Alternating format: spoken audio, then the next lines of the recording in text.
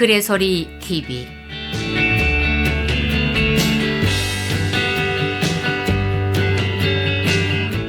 문학 산책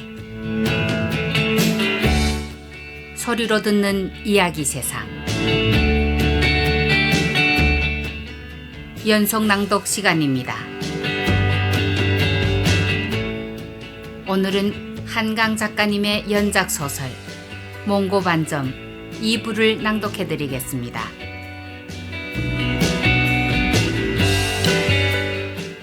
몽고반점 한강.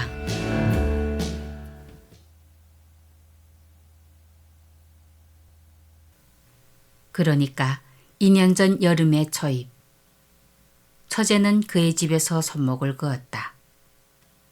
그의 가족이 평수를 넓혀 이사한 뒤 처가 쪽 식구들이 모두 모여 점심을 먹던 자리였다.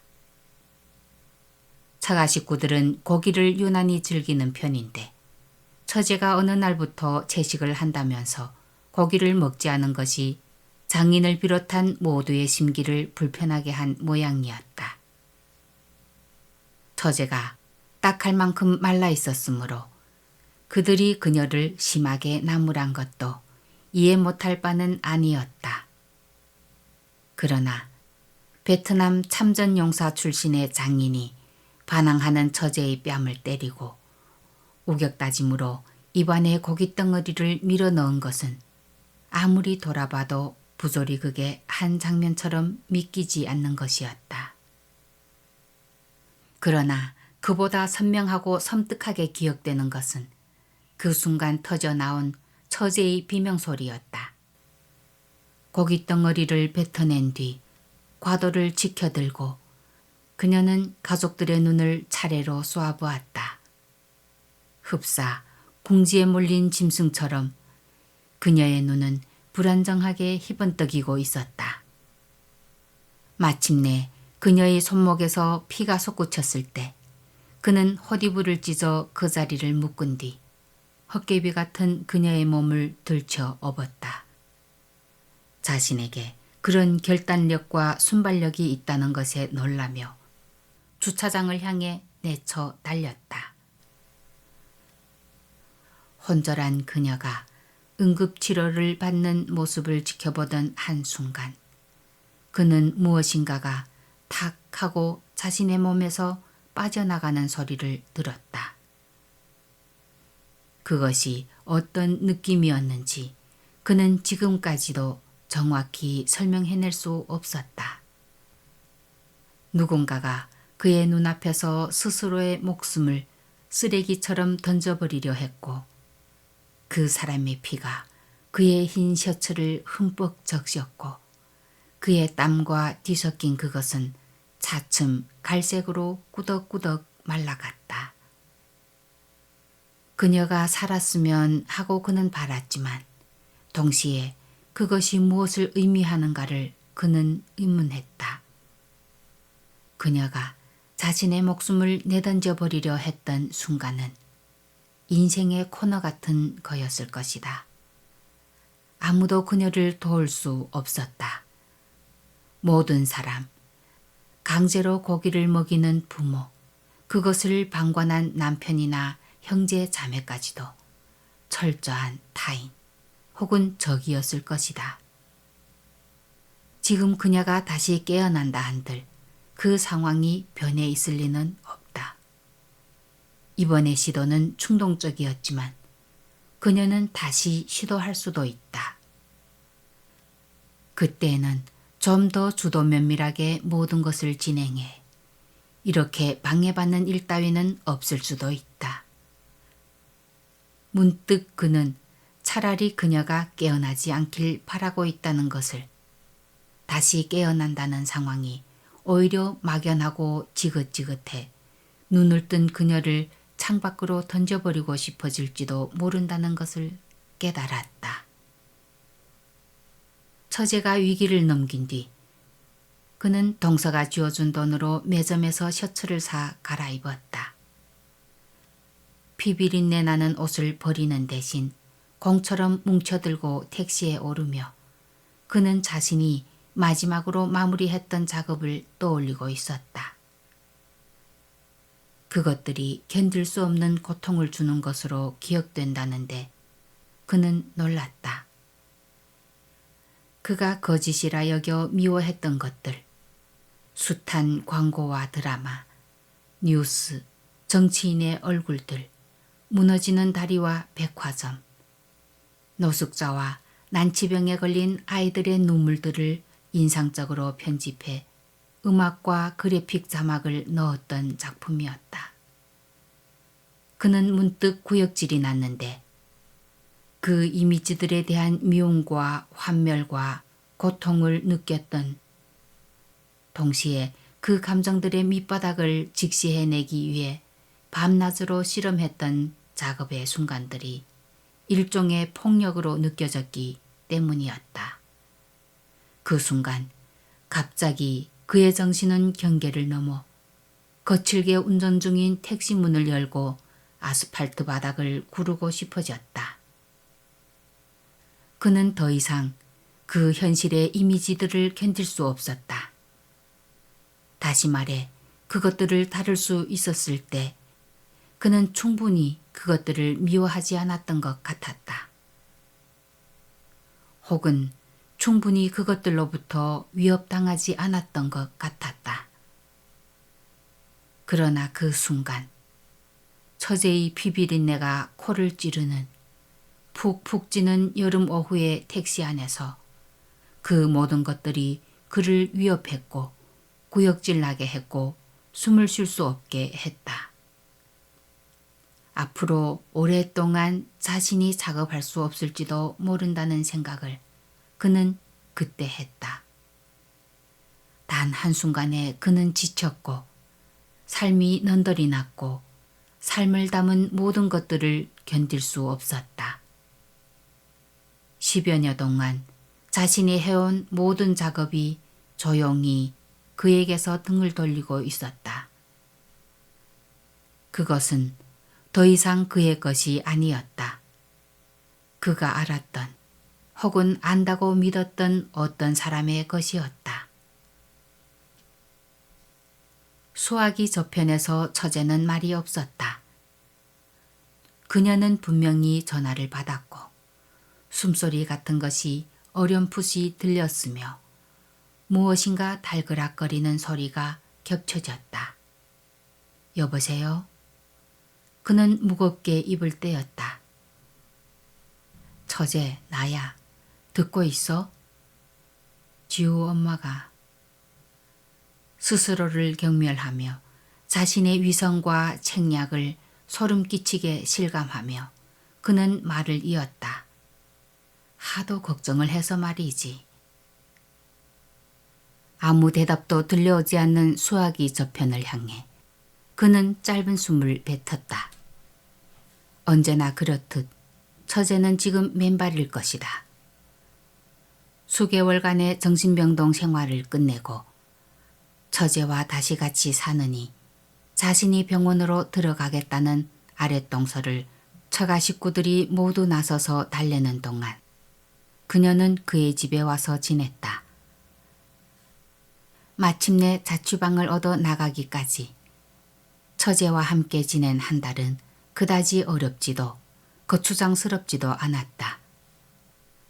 몽고반점 얘기를 듣기 전이었으므로 그는 연민과 불가해함만으로 그녀를 바라보았다. 워낙에도 말이 없는 성격이었던 처제는 종일 베란다에 나가 늦가을 햇볕을 쬐며 낮 시간을 보냈다. 화분에서 떨어진 마른 잎사귀들을 잘게 가루내거나 손바닥을 활짝 펴 바닥에 그림자를 만들었다. 아내의 손이 바쁠 때면 지우를 욕실로 데려가 맨발로 차가운 타일을 디딘 채 얼굴을 씻겨주기도 했다. 그런 그녀가 한때 자살을 기도했고 심지어 사람들 앞에서 토플리스 차림으로 태연히 앉아 있었다는 것을 그는 믿기 어려웠다. 그것은 자살기도 뒤에 일종의 창난 증상이었던 것 같았다. 그 자신이 피투성이의 그녀를 업고 병원으로 달렸는데도 그 경험이 그에게 그토록 강한 영향을 미쳤는데도 마치 다른 여자 혹은 다른 시간대의 경험이었던 것처럼 느껴졌다. 단지 그녀에게 특별하달 만한 것이 있다면 여전히 고기를 먹지 않는다는 것뿐이었다. 처음부터 고기를 먹지 않았다는 것 때문에 가족과 마찰이 있었고 모든 이상한 행동들, 토플리스까지 뒤따라온 것이었으므로 아랫동서는 그녀의 채식이야말로 그녀가 조금도 정상으로 돌아오지 않았다는 증거라고 주장했다. 그저 겉보기에 유순해진 것뿐이라고요. 안 그래도 멍하던 여자가 매일 약을 먹으니 더 멍해진 거지. 달라진 건 없을 거라 이겁니다. 그를 당혹스럽게 한 것은 그의 동사가 마치 망가진 시계나 가전제품을 버리는 것처럼 당연한 태도로 처제를 버리고자 했다는 것이었다. 나를 비열한 놈이라고 생각하지 마세요. 최대의 피해자는 나라는 걸 세상 사람들이 다 압니다. 동서의 말이 전혀 틀리다고는 할 수 없었으므로 그는 아내와 달리 중립을 지켰다. 아내는 정식 이혼만은 미루고 경과를 지켜보자며 동서에게 애원했으나 동서는 냉담했다. 유난히 이마가 좁고 하관이 빨라 강팍해 보이는 첫 인상부터 마음에 들지 않았던 동서의 얼굴을 지워내며 그는 다시 그녀를 불렀다. 처제, 대답해봐. 무슨 말이든 해봐. 끊어야 하나 생각했을 때 그는 숨을 놓았다. 물이 끓어요.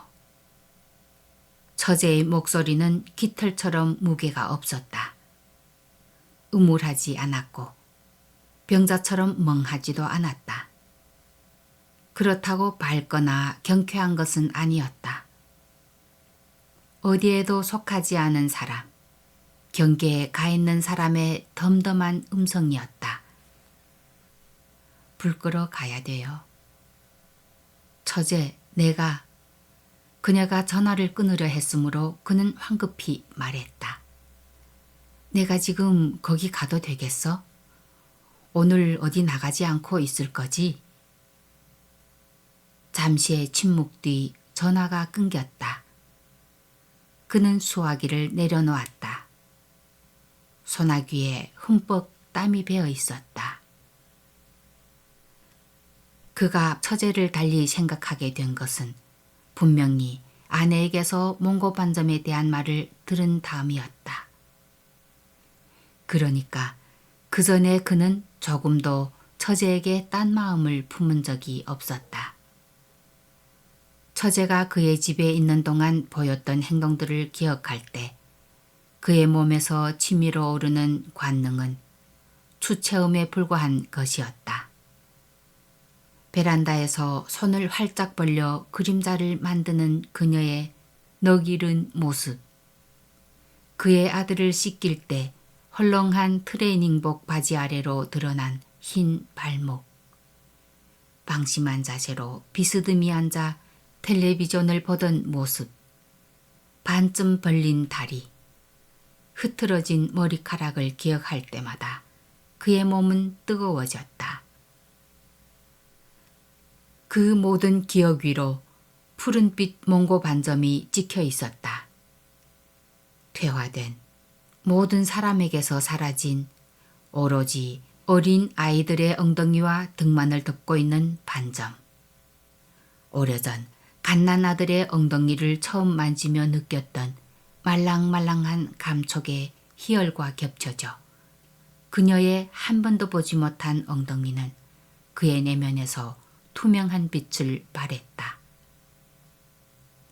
이제는 그녀가 고기를 먹지 않는다는 것, 곡식과 나물과 날야채만 먹는다는 것마저 그 푸른 꽃잎 같은 반점의 이미지와 떼어놓을 수 없을 만큼 어울리게 느껴졌으며 그녀의 덕맥에서 넘쳐나온 피가 그의 흰 셔츠를 흠뻑 적시고 꾸덕꾸덕 짙은 팥죽색으로 굳게 했다는 것은 그의 운명에 대한 해독할 수 없는 충격적인 암시처럼 느껴지기도 했다.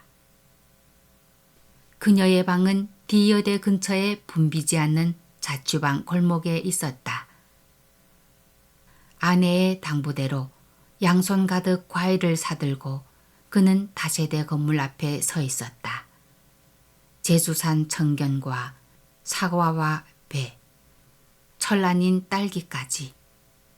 손매듭과 팔이 아파왔지만 그녀의 방에 들어가서 그녀를 맞닥뜨린다는 것이 일종의 공포를 불러일으킨다는 것을 깨달으며 그는 주저하고 있었다.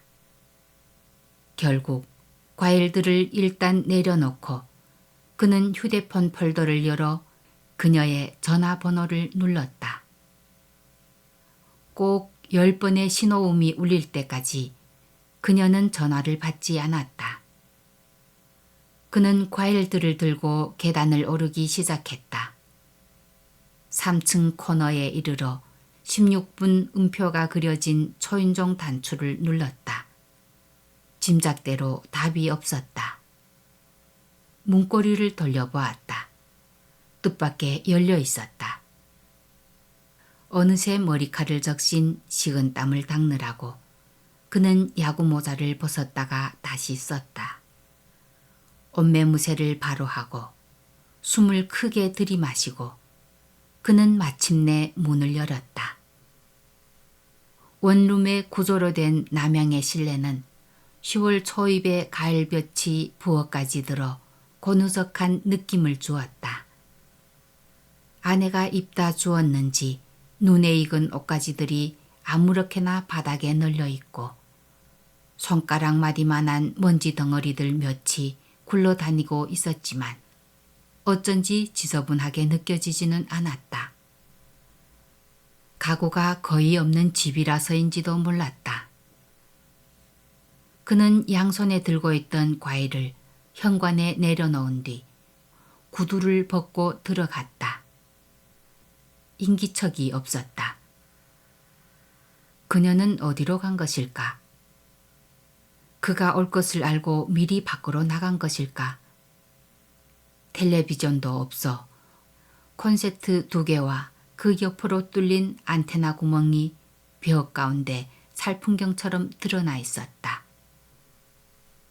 아내가 설치한 전화기만 동그라니 놓인 거실 겸 침실의 끝에 매트리스가 있었고 그 위로 이불 한 채가 방금 사람이 빠져나온 듯한 동굴 모양으로 나른하게 부풀어 있었다. 공기가 탁하게 느껴져 베란다 문을 반쯤 연 찰나였다.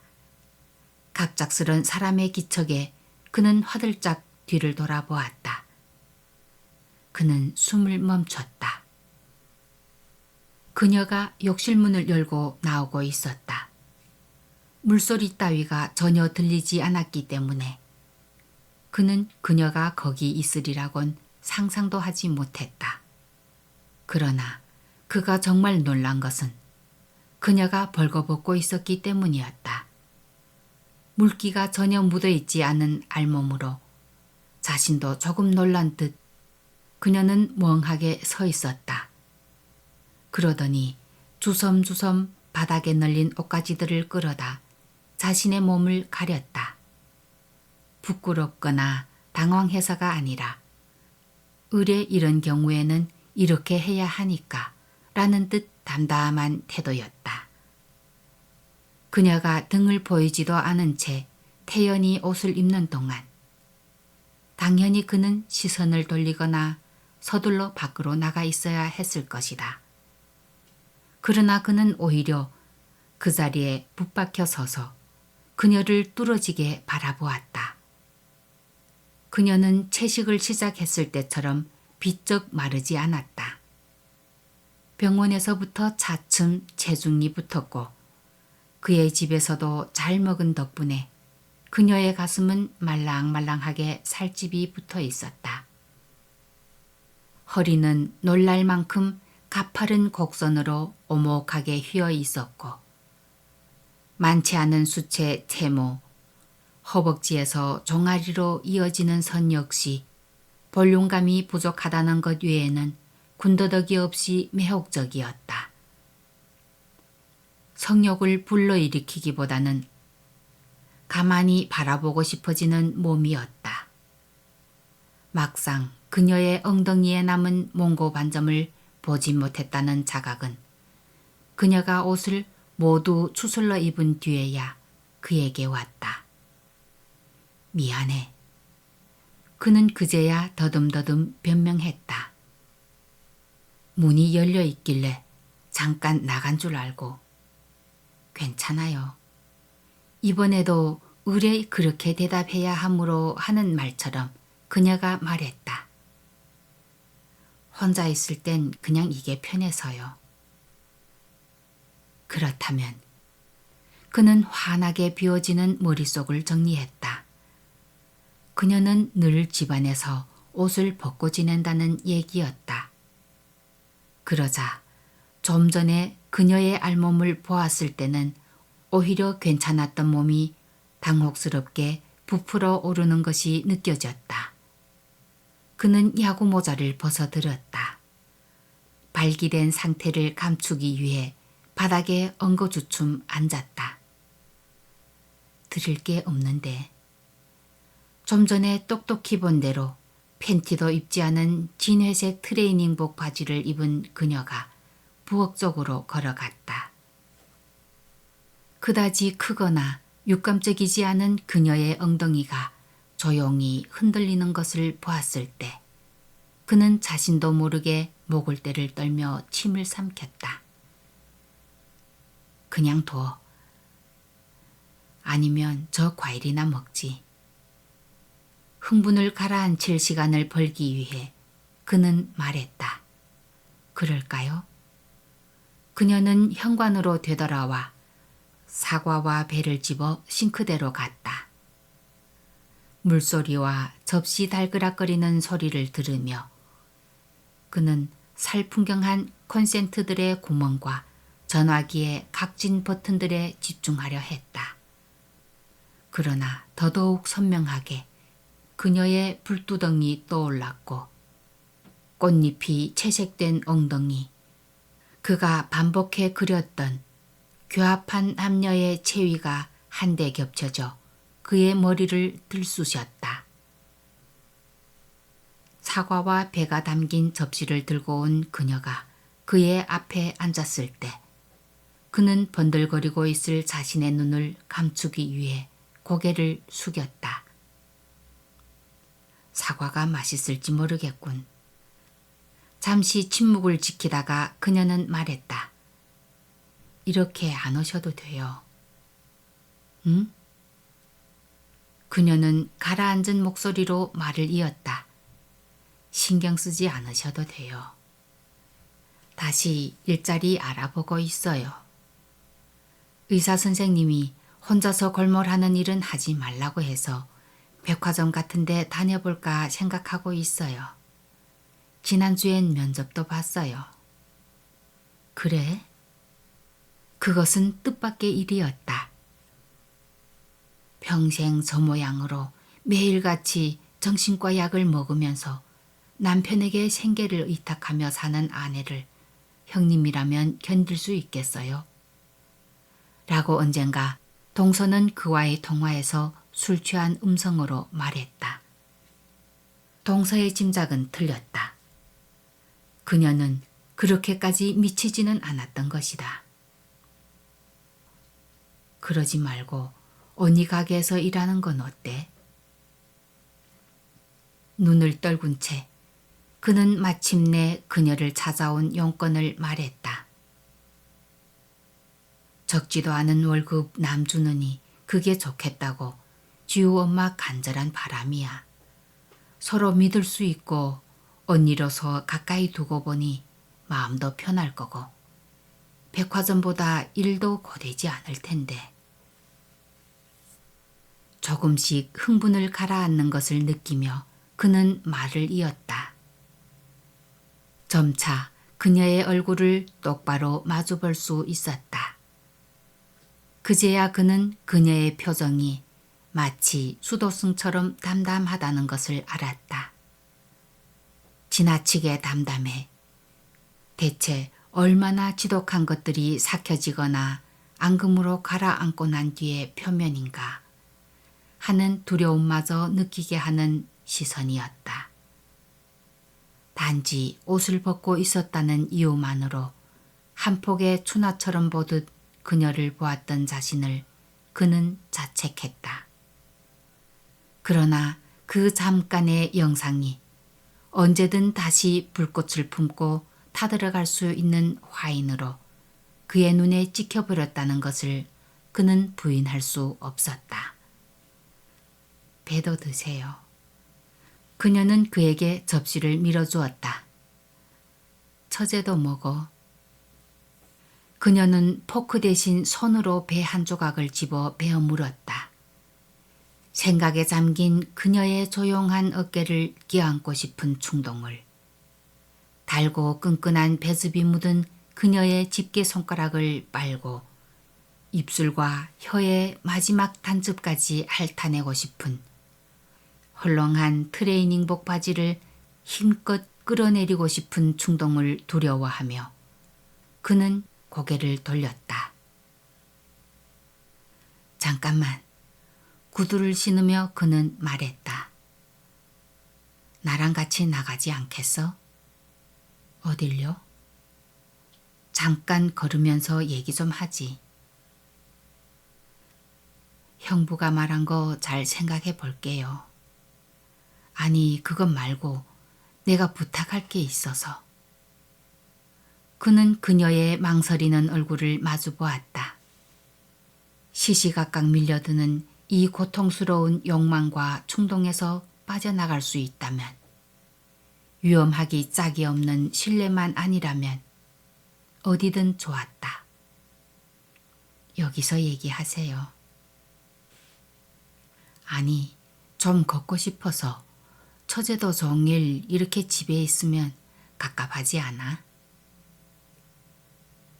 마침내 그녀는 못 이긴 듯 슬리퍼를 신고 그를 따라 나왔다.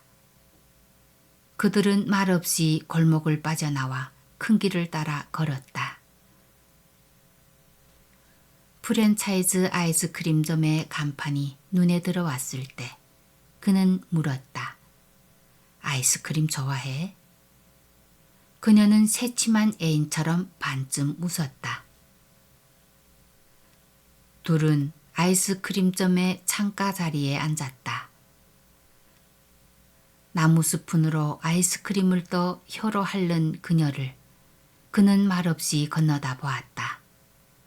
마치 그녀의 혀와 그의 몸이 전선으로 연결되어 있는 듯 그녀의 혀끝이 내밀어질 때마다 전기 자극을 받는 것처럼 움찔움찔 떨곤 하는 자신을 발견했다. 그때 그는 생각했다. 방법은 하나뿐인지도 모른다. 이 지옥에서 벗어나는 길은 이 욕망을 실현하는 것뿐인지도 모른다. 내 부탁은. 그녀는 혀끝에 흰 아이스크림을 묻힌 채 물끄러미 눈을 떴다. 몽고 인종답게 단순한 선의 외꺼풀 눈 안에서 작지도 크지도 않은 눈동자가 어렴풋이 빛나고 있었다. 모델이 되어달라는 거야. 그녀는 웃지도 당황하지도 않았다. 마치 그의 내면을 꿰뚫어 보기라도 하려는 듯 조용한 시선으로 그를 응시했다. 내 전시회에 와본 적 있지? 네. 비슷한 비디오 작업이야. 오래 걸리진 않을 거야. 단지 옷을 벗어야 하는데. 그는 오히려 자신이 담대해지고 있음을, 더 이상 땀이 흐르지 않고 손이 떨리지 않음을 느꼈다. 얼음 주머니를 얹은 듯 머리도 차가워졌다. 옷을 벗고 몸에 물감칠을 할 거야. 여전히 조용한 시선으로 그를 건너다보며 그녀는 입을 떼었다. 그리고요. 그러고 있으면 돼. 촬영이 끝날 때까지. 물감칠을 몸에 한다고요? 꽃을 그릴 거야. 그녀의 눈이 일순 흔들린 것 같았다. 잘못 본 것인지도 몰랐다. 힘들지 않을 거야. 1시간에서 2시간 정도면 돼. 언제라도 처제가 편한 시간에. 할 말을 다 했다고 여겨졌으므로 거의 체념한 채 그는 고개를 숙이고 자신의 아이스크림을 보았다. 잘게 부순 땅콩과 저민 아몬드가 얹힌 그것은 천천히 녹아 부드럽게 흘러내리고 있었다. 어디서요? 거품과 함께 녹아내리는 아이스크림에 넋을 놓고 있을 때 그녀의 물음이 건너왔다. 그녀는 마지막 스푼을 입에 넣고 있었다. 핏기 없는 입술가에 흰 크림이 묻었다. 친구 작업실을 빌릴까 하는데 그녀의 얼굴은 적막해 보일 만큼 덤덤해 도무지 그 안을 들여다볼 수 없었다. 언니한테는 하지 않아도 좋을 말이라고 생각하며 그러나 어쩔 수 없다고 생각하며 말을 더듬는 자신을 찌르듯 환멸하며 그는 말했다. 비밀이니까. 그녀는 그의 말에 긍정도 부정도 하지 않았다. 그는 숨을 멈추고 그녀가 지금 침묵으로 대답하고 있는 것이 무엇인지 알아내기 위해 그녀의 얼굴을 삼킬 듯 응시했다.